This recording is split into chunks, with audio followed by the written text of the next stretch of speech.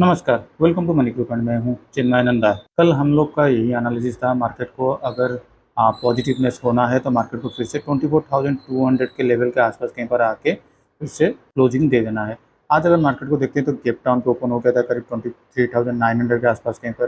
पहले 15 कैंडल में थोड़ा उसको रिकवरी करने के लिए कोशिश किया 24,000 के आसपास कहीं पर, और उसके अगले करीब 2 घंटे तक मार्केट एक शार्प रेंज के अंदर ही ट्रेड होता ही रहा। यहाँ पर हमको एक ब्रेकडाउन लेवल देखने को मिल रहा है, यहाँ जो कि फिर से कल का जो लो पॉइंट है 23,800 30 40 ये सारे लेवल के आसपास कहीं पर आने के बाद से यहाँ से एक शार्प रिकवरी देखने को हमको मिल रहा है।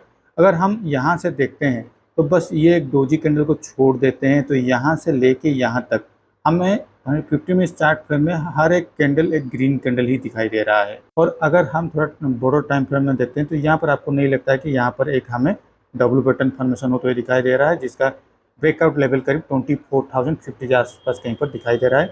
और यहाँ पर हमें कल भी हम ऐसे बोल रहे थे कि मार्केट क्लोजिंग के टाइम पे यहाँ पर एक डब्ल्यू पैटर्न फॉर्मेशन होते हुए दिखाई दे रहा है। तो यहाँ से अब आगे क्या हो सकता है देखिए।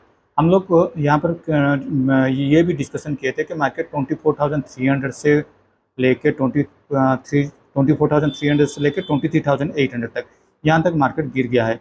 मतलब करीब 500 पॉइंट मार्केट गिर चुका था, उसका 50% अगर रिकवर हो जाता है तो यहाँ पर जो लोग भी स्टॉप लॉस दे के बैठे होंगे, ट्रेलिंग स्टॉप लॉस, वो सब उनका ट्रिगर होने वाला है। तो ये करीब आ जाता है, वो जो 50% का आ जाता है वो 24,100 से लेकर 24,050 ये सारे रेंज के अंदर कहीं पर आ जाता है। 50% ट्रिगर पॉइंट हो जाता है, 50% उनका जो कि उनका ट्रेलिंग स्टॉप लॉस पॉइंट होने वाला था। तो आज जहाँ पर ये सारे लेवल के आसपास जब मार्केट पहुँच गया होगा तो ज़्यादातर लोग इधर वहाँ से शार्प सेलिंग करने के लिए पसंद करेंगे, और थोड़ा एक बार क्योंकि यहाँ पर हमको एक प्राइस एक्शन दिखाई भी दे सकता है, या फिर वहाँ पर अपना पोजीशन को रोल ओवर भी कर सकते हैं या फिर स्क्वायर पिक कर सकते हैं, तो मार्केट थोड़ा बहुत ऊपर की ओर से भी शिफ्ट हो जाता है। तो इसीलिए मार्केट आज 24,200 के आसपास कहीं पर आके क्लोजिंग दे दिया है। तो यहाँ से आगे क्या हो सकता है, यहाँ से मार्केट में एक शार्प सेलिंग का दिखाई दे रहा था, वो है 24,300। तो 24,300 अब हम लोग के लिए एक रेजिस्टेंस का लेवल है। कल अगर मार्केट कहीं पर भी 24,250 के अंदर कहीं पर भी अगर ओपन हो जाता है, या फिर 24,300 के नीचे अगर कहीं पर भी ओपन हो जाता है, तो मुझे ऐसा लगता है मार्केट कल एक वोलेटाइल मार्केट में फॉर्मेशन हो सकता है। ऐसा क्यों? क्योंकि कंटिन्यूसली यहाँ पर एक हमें एक शार्प सेलिंग दिखाई दे चुका है। उसके अगले दिन यहाँ पर एक गैप अप में ओपनिंग, उसके बाद फिर से शार्प सेलिंग। आज के टाइम में भी एक ट्रेंडिंग मार्केट हमको दिखाई दे चुका है। तो कंटिन्यूसली 3 दिन 4 दिन से मार्केट ट्रेंडिंग हो ही रहा है। तो अभी टाइम हो चुका है एक वोलेटाइल मार्केट या फिर एक साइडवेज मार्केट जाने का। तो अगर मार्केट फ्लैट में ओपन होता है या फिर गैप अप में ओपनिंग होता है तो यहाँ पर हमें एक वोलेटाइल मार्केट या फिर साइडवेज मार्केट देखने को मिल सकता है, जिसका ऑफर साइड करीब 24,300 से लेकर 350, और निचलेतम जो भी लेवल होगा वो करीब 24,000 से लेकर 24,050 ये सारे रेंज के अंदर कहीं पर होने वाला है। लेकिन अगर मान लीजिए कहीं पर एक बड़ा गैप डाउन पे ओपन हो जाता है, मान लीजिए 24,100 के नीचे कहीं पर आके बड़ा गैप डाउन पे ओपन हो जाता है, तो यहाँ पर फिर से यही देखना होगा कि मार्केट का मोमेंटम किस तरह से हो रहा है। क्योंकि अगर 24,100 के आसपास कहीं पर ओपन हो रहा है और यहाँ पर अगर प्राइस सेक्शन बनता है तो ही जाके हम लोग सेल के लिए प्लान आउट करेंगे, वो भी कम क्वांटिटी में रखना होगा। क्योंकि हम लोग अग्रेसिवली सेल अभी 23,800 के नीचे आके ही कर सकते हैं। यहाँ पर 23,800 से लेके 24,300 24,400 ये सारे लेवल के आसपास कहीं पर हम लोग एग्रेसिवली बाइंग या सेलिंग का लेवल नहीं कर सकते।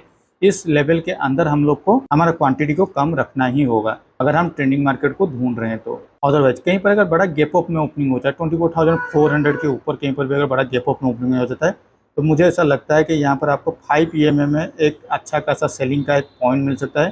कहीं पर भी अगर 5 EMA में अगर आपको एक रेड कैंडल को अगर दूसरा कोई रेड कैंडल अगर नीचे की ओर से तोड़ता है, तो यहाँ पर हम लोग को सिग्नल मिल सकता है सेलिंग के लिए, और हम लोग वहाँ पर प्लान आउट कर सकते हैं सेल के लिए। लेकिन ज़्यादा से ज़्यादा हम लोग का जो टारगेट होगा वो करीब 24,300 तक ही होने वाला है, क्योंकि वहाँ से नीचे आने के लिए चांसेस अभी कम हो जाएगा अगर मार्केट 24,400 के ऊपर कहीं पर अगर गैप अप में ओपनिंग दे दिया है। तो चलिए अब देख लेते हैं बैंक निफ्टी। बैंक निफ्टी का कल वीकली एक्सपायरी भी है। बैंक निफ्टी में भी हम लोग यही बात कर रहे थे कि अगर मार्केट को पॉजिटिव होना है तो उसको 52,000 के ऊपर कहीं पर आ जाना चाहिए।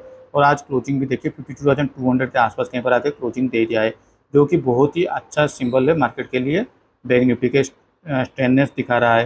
कल भी मार्केट निफ्टी जिस तरीके से मोमेंटम हो रहा था उसी हिसाब से बैंक निफ्टी अपने आप को थोड़ा बहुत स्ट्रॉन्ग सपोर्ट लेके खड़ा हुआ था।